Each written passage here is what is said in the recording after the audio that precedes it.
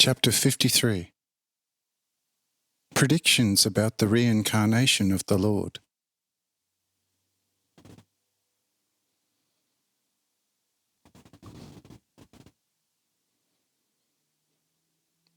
Once I had said this, our Mark was also already there and said that the midday meal was ready, and asked whether he should have it brought out, for it was already around the 9th hour of the day, 3 p.m.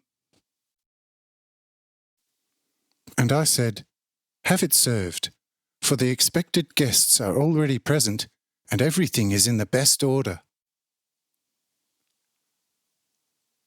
Cornelius calls old Mark and says, "Well, old brother-in-arms, don't you recognize me anymore? Don't you remember how you were with me in Illyria and Pannonia? I was then more a boy than a warrior, but since that time 45 years have gone by, and I am almost 60 now." Mark says, "Oh, High Master, that is still very fresh in my memory." A lot of seriousness was required to keep those quarrel and strife-loving people in a bearable order. In the beginnings, things didn't go too well for us on the Upper Ister, the Danube, in the area of Vindobona, Vienna.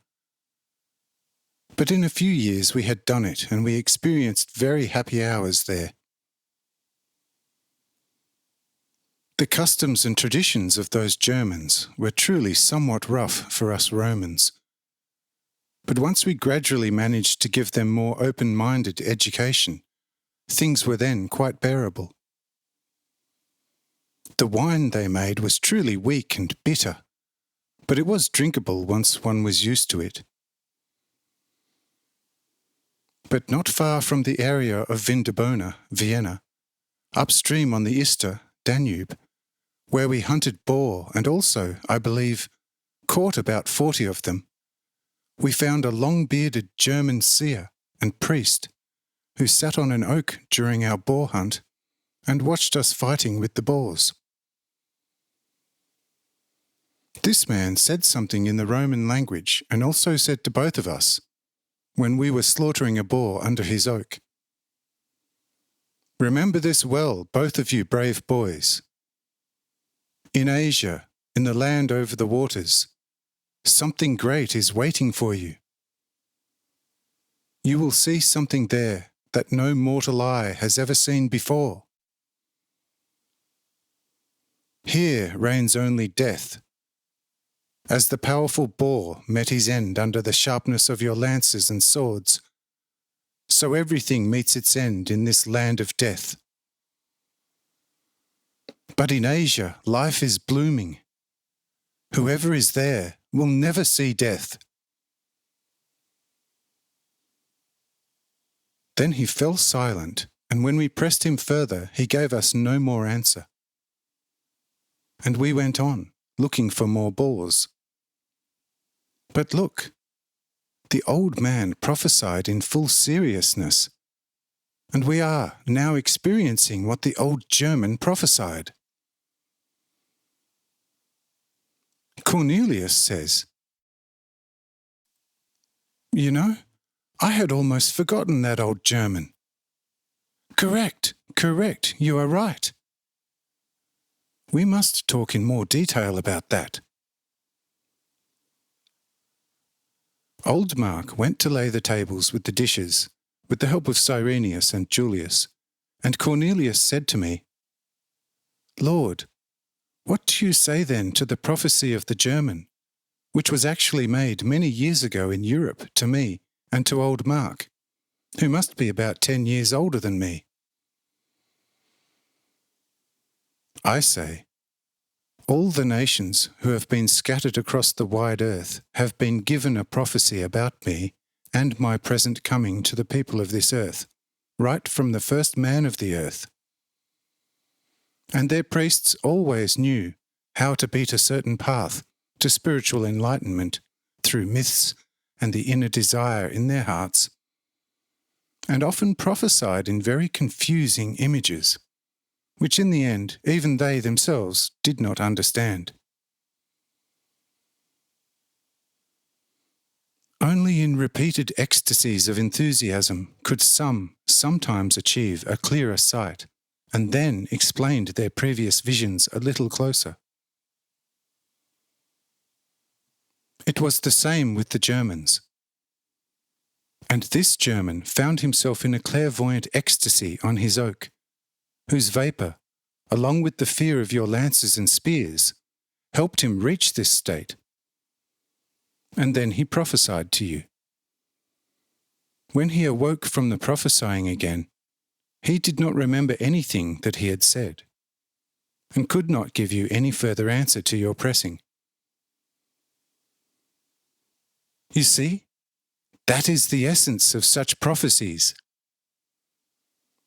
If you want to accept it, the witch of Endor was also in a clairvoyant ecstasy in those days when Saul forced her to evoke the spirit of Samuel.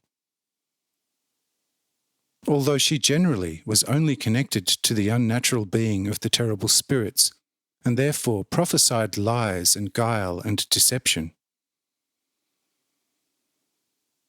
No man is so dead and evil that he would not bring forth a correct prophecy at a certain time. But this is no reason for every prophecy of his to be true, but instead is only true for this one instance.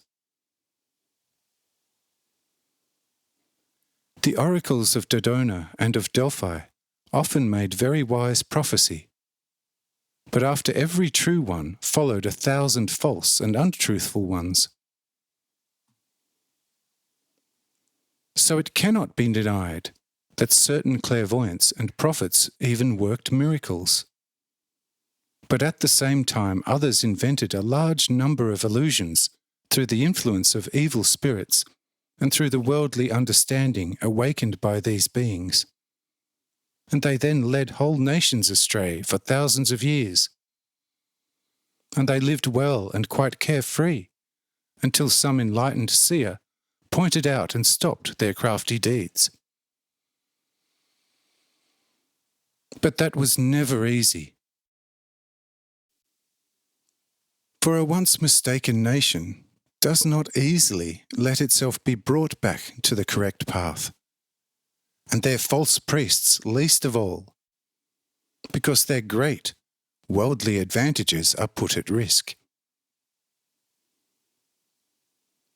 You all have the opportunity to convince yourself now how difficult it is even for me, and yet I speak as no seer has ever spoken before me, and I do deeds that were never heard of before me.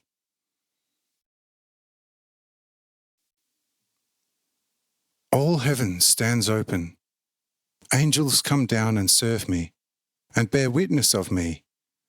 And yet there are even disciples who are now always around me, and see, hear, and experience everything. But their belief still resembles a wind vane, and a weak pipe which is turned in every direction by the wind, from wherever it comes.